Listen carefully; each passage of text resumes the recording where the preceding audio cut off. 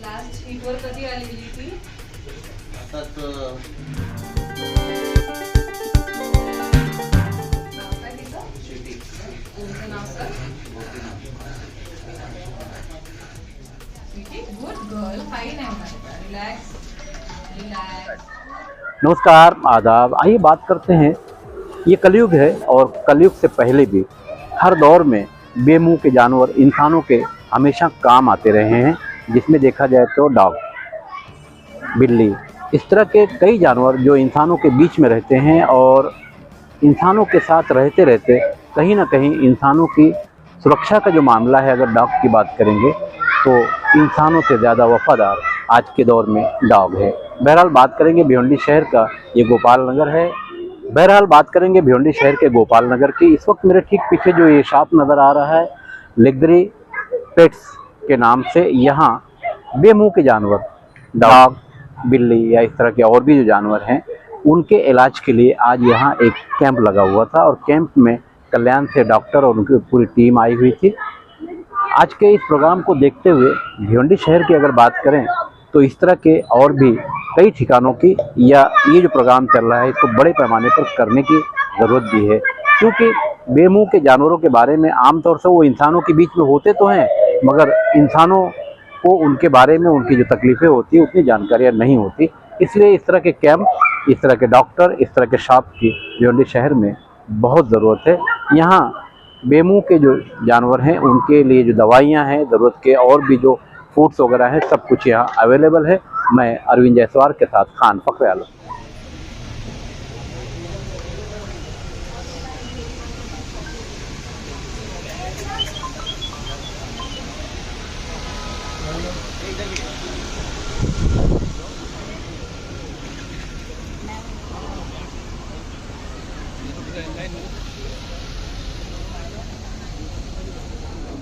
Ma'am क्या कहेंगे, यहाँ पे जो रेबीज फ्री वैक्सीनेशन कैंप लगा हुआ है उसमें आप यहाँ पर एज अ डॉक्टर करके आए हैं, क्या फील हुआ आपके? यहाँ के जो पेट्स हैं उनके जो पेरेंट्स आए थे उस बारे में जानकारी दीजिए। कितने पेट्स आपने अभी तक हैंडल किए हैं और मुख्यतः रेबीज का कैंप क्यों? एक्चुअली अभी यहाँ पे मैं आई हूँ अप्रॉक्सीमेटली 3 o'clock 4 o'clock से 25 to 30 वैक्सीनेशन अभी तक किए हैं। यहाँ पे आके मुझे ऐसे पता चला है कि अवेयरनेस काफ़ी कम है। अभी कैसे लोगों का रहता है, फ्री वैक्सीनेशन है तो चलो, फ्री मिल रहा है तो सब जगह लोग जाते हैं, हम लोग भी जाते हैं, राइट। सो ऐसे लोग आ रहे हैं, लेकिन अवेयरनेस काफ़ी कम है भिवंडी से एरिया में या बहुत सारे सभी जगह पे।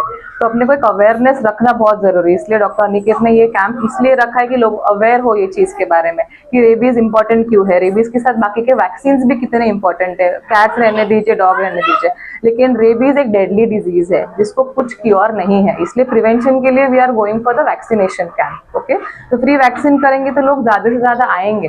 हम लोग उनको बता सकते हैं कि एक वैक्सीन है, वैक्सीन के बाद बूस्टर लगता है, उसके बाद दूसरे कौन से वैक्सीन इंपॉर्टेंट है, उनका मैनेजमेंट कैसे होना चाहिए, कैसे ध्यान रखना है, पेट के कीड़े की दवा दैट इज डिवॉर्मिंग वो क्यों नेसेसरी है, एग्जैक्टली घर के में पेट लाने के बाद डॉक्टर को कंसल्ट करना कितना इंपॉर्टेंट है। ऐसे नहीं कि 1 साल के बाद अगर कैंप है और सिर्फ आप आ रहे हो कैंप के लिए तो उसका कुछ फायदा नहीं है, बराबर।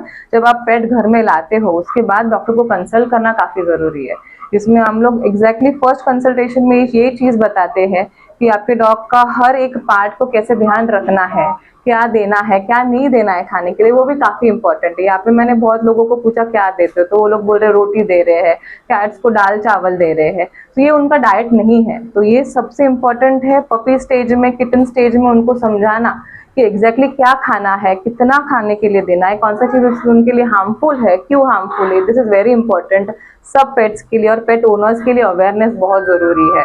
तो ये सब कुछ अभी हम लोग ने सब पेट पेरेंट्स को समझाया है, सब उनको गाइड किया है। हेयर फॉल का इश्यूज होने दीजिए, बुखार का इश्यूज होने दीजिए। मैक्सिमम पेट पेरेंट्स घर में गूगल पे देख के ट्रीटमेंट करते हैं, डॉक्टर्स को कंसल्ट नहीं करते हैं। दैट इज वेरी हजार्डस हो सकता है पेट्स के लिए, तो वो बहुत प्रॉब्लमैटिक है। तो वो बताना बहुत जरूरी है कि कौन से टाइम पे क्या देना है। आयुर्वेदिक मेडिकेशंस दे सकते हो लेकिन on advice of a veterinary doctor only. Part of second जो सर्जरी का पार्ट है जो भिवंडी सिटी या तालुके में नहीं है, तो अगर वगैरह कोई डॉग या पेट्स है तो उसके लिए as a part of surgery वो कहाँ पर कराए, उनके लिए सजेस्ट क्या करना चाहिए? सो अभी यही मैंने ये लोग पूरे पेट पेरेंट्स को ये समझाया कि क्योंकि बहुत सारे लिटर्स लोग लेके आए कैट्स के 1 लीटर 2 लीटर, बहुत सारे किटन्स थे, पपीज थे। तो उनको मैंने यही समझाया कि अभी अगर आपने मेटिंग कराया है, the age is 5 to 6 years, तो अभी उसका आप स्पेइंग करा सकते हो। फीमेल्स में जो फीमेल्स जो रहते हैं कैट और डॉग, उनको स्पेइंग बोलते हैं, उनके जो पैन हिस्टेक्टोमी को रहते हैं, और मेल्स को कैस्ट्रेशन बोलते हैं, जिसमें हम लोग नसबंदी ऐसे बोल सकते हैं उनको, जिसमें वो आगे हीट पे नहीं आते हैं और आगे हीट पे भी नहीं आते हैं। ठीक है, सो आगे जब प्रोडक्शन जो हो रहा है अननेसेसरी, वो हम लोग रिड्यूस कर सकते हैं, पॉपुलेशन हम लोग कम कर सकते हैं अननेसेसरी और अनवांटेड अगर उनको रहेगा तो अपना क्लिनिक है कल्याण में, अहिल्याबाई चौक में। वहाँ पे सब फैसिलिटीज रहते हैं, जहाँ से एक्सरे है, सोनोग्राफी है, ब्लड टेस्ट है, एंडोस्कोपी हम लोग करते हैं, लैप्रोस्कोपिक सर्जरीज है। लैप्रोस्कोपिक सर्जरीज में एक एडवांस टेक्निक है जो इन्वेजिव है, मतलब जो हम लोग नॉर्मल मैन्युअली करते हैं 4 to 5 स्टिचेस के साथ अंदर का ऑर्गन बाहर निकालते हैं, स्पेइंग करते हैं। लैप्रोस्कोपी में 3 स्टिचेस में एक कैमरा के डाल के, एक फोर्सेप डाल के, we go for an laparoscopic surgery, जो एक एडवांस सर्जरी है। तो ये सब कुछ हम लोग कल्याण में करते हैं, pet cure and care surgical centre में। देखा जाए कि ये मूक जानवर है जो बोल नहीं पाते हैं, Yes. सर्जरी करने के लिए और ट्रीटमेंट करने के लिए कितने तकलीफों का सामना करना पड़ता है, क्या लगता है? बहुत सामना करना पड़ता है पेट्स को भी और पेट पेरेंट्स को भी, लेकिन ये डॉक्टर का एक रोल रहता है उनको समझाना, उनको गाइड करना कि एग्जैक्टली ब्लड टेस्ट रहेगा, ब्लड टेस्ट के बाद हम ऑपरेशन करेंगे, फास्टिंग प्रोसीजर रहता है बिकॉज एनेस्थेशिया रहता है, तो वो ऑपरेशन का और उसके बाद का जो पार्ट रहता है वो वेटनरियन डॉक्टर का और एक पेट पेरेंट का बहुत इंपॉर्टेंट रहता है। लेकिन हम लोग जो अगर अच्छे से मैनेज करेंगे, सर्जरी सब ठीक रहेगी, हाइजीनिक प्रोसीजर में अगर रहेगी, पेट पेरेंट्स हम लोग का सुन के सब अच्छे से मेडिसिन, एंटीबायोटिक, रेगुलर ड्रेसिंग के लिए आएंगे तो तकलीफ काफी कम होती है। उनको एडमिट भी किया जाता है? एडमिट भी करते हैं, लेकिन अभी जो फिलहाल क्लिनिक है वहाँ पे हम लोग डे केयर करते हैं, सिर्फ नाइट सर्विस अभी तक अवेलेबल नहीं है। May be will start in 1 year 24/7 hospital.